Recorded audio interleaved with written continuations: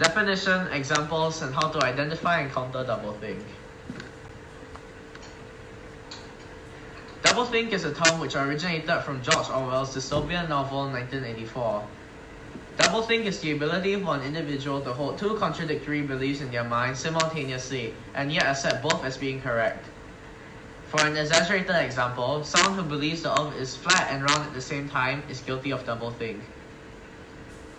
Doublethink can also refer to contradictory news media in general, with the intent of making readers docile and compliant, accepting everything the media or government puts out as being completely and questionably true. While doublethink is often associated with totalitarian regimes, it can also occur in less oppressive situations, or even in daily life. For example, people may use doublethink to rationalize their own behavior or to hold onto two conflicting belief systems. Our body actually has an inbuilt defense mechanism against doublethink. It is called cognitive dissonance.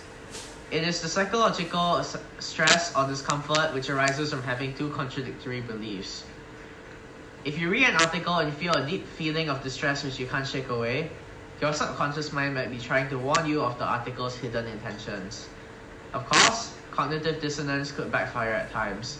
Sometimes it is your own contradictory beliefs which is causing the dissonance. Ultimately, it is wise to practice your own judgment and remain open-minded. There are many examples of media outlets publishing contradictory articles, with each furthering a separate agenda. Yet, these media outlets expect readers to believe both articles are true without question. The following slides seek to highlight a few examples of doublethink being perpetrated by mainstream media. On the top left, you can see a headline which is notably infamous for claiming that the Black Lives Matter riots of 2020 were fiery but mostly peaceful. As you can see, in the background there is a fiery inferno going on, and yet the reporter pretends to remain ignorant of this fact, insisting that the protests were mostly peaceful. At the bottom left, you can see how Slate magazine has repeatedly flip-flopped its opinions on the Electoral College depending on the presidential candidate that year.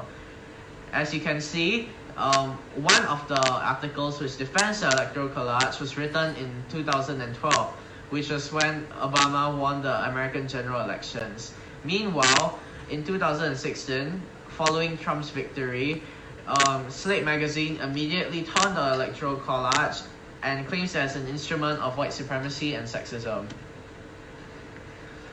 Over here, you can see on the left how several Jewish media outlets attempt to take credit on behalf of the Jewish community for several policies, but immediately turning and denying that they had any involvement with these policies the second they receive backlash, while also claiming that anyone who criticizes these policies are anti-Semitic.